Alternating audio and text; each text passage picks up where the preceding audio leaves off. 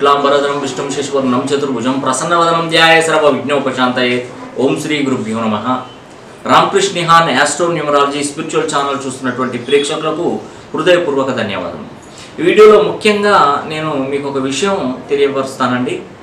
ఇది మీరు ఈ విషయాన్ని టేక్ ఇట్ ఈజీగా కొట్టి పడేసినా పర్వాలేదు, నేను చెప్పేది నేను మాత్రం చెప్తాను।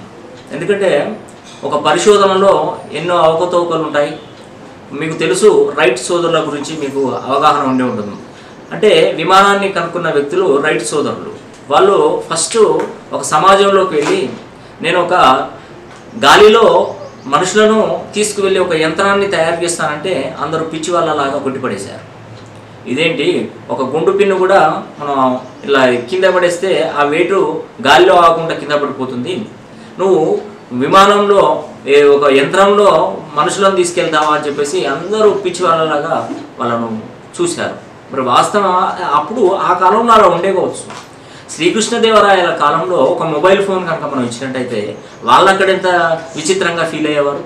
అంటే టెక్నాలజీ అనేది కూడా అప్గ్రేడ్ అవుతుంది, తద్వారా విమానం అనేది అప్పుడు అలా పిచ్చి వాళ్ళగా చూశారు। కానీ ఈరోజు మనం విత్తిన ఒక 1 అవర్లో దేశ విదేశాలు దాటి ఇళ్ళలు చేరుతున్నామంటే ఇది రైట్ సోదరుల కృషి, శ్రమ, పట్టుదలని కూడా మీకు తెలియజేస్తున్నాను। అంటే వాళ్ళ రీసెర్చ్లో భాగంగా వాళ్ళు ఒక సైకిల్ షాప్ పెట్టి దాంట్లో వచ్చే అమౌంట్లు ఈ విమానానికి ఖర్చుకు తయారు చేసుకుంటూ కష్టపడుతూ లాస్ట్కు విజయకేతనం ఎగరవేశారండి। అదేవిధంగా నేను కొన్ని విషయాలలో నేను చెప్తున్నానండి, మనము ఎక్కువగా ధనవంతులు కాలేకపోతున్నారంటే కొన్ని రాసులు చాలా తక్కువగా ఉన్నాయండి। అంటే మన భారతదేశంలో ప్రపంచ దేశాల్లో ఎక్కడైనా చూడండి, కేవలం మనకున్నవి 12 రాసులు మాత్రమే। ఈ 12 రాసులకు అధిపతులు వేరువేరుగా ఉన్నారు। కాబట్టి ఈ 12 రాసులలో ఈ రాసులు భూమండలం మీద చాలా తక్కువగా ఉన్నాయండి। చాలా అంటే చాలా తక్కువగా ఉన్నట్టుగా మనకు పరిశోధన, అంటే నేను ఇంచుమించుగా 22 సంవత్సరాల కృషి, శ్రమ, పట్టుదల, ఇప్పటి వరకు నా దగ్గరికి కొన్ని వేల మంది, నా దగ్గరికి లక్షల మంది కూడా ఆల్మోస్ట్ మాట్లాడిన వాళ్ళు చాలామంది వచ్చారు। వాళ్ళ రాసులలో చూస్తే కొన్ని రాసులు లిమిటెడ్గా ఉన్నాయండి। అవి ఏంటంటే అగ్నితత్వపు గల రాసులు మేషం మరియు సింహం।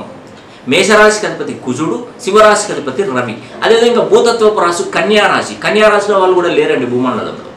మరియు వాయుతత్వపు గల రాశి తులారాశి, కుంభరాశి అసలు లేరు। తులారాశి వాళ్ళు చూడడానికి మచ్చుగా కూడా కొంతమంది ఉన్నారు, తులారాశి, కుంభరాశి వాళ్ళు।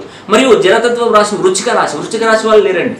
మొత్తం ఈ 5 రాశుల వాళ్ళు, అసలు 6 రాశుల వాళ్ళు మ్యాక్సిమం చాలా తక్కువగా కనపడుతున్నారు।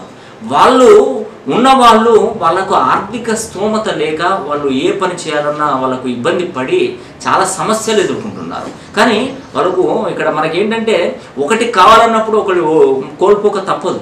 అంటే వాళ్ళ విషయంలో అదృష్టం కావాలంటే వాళ్ళు నా దగ్గరికి వచ్చి అదృష్టవంతులు కావచ్చు। నేను ఒకటేనండి, మీరు స్వార్థంతో చెప్తున్నాడా, ఎలా చెప్తున్నాడా అని మాత్రం మీరు అనుకోండి।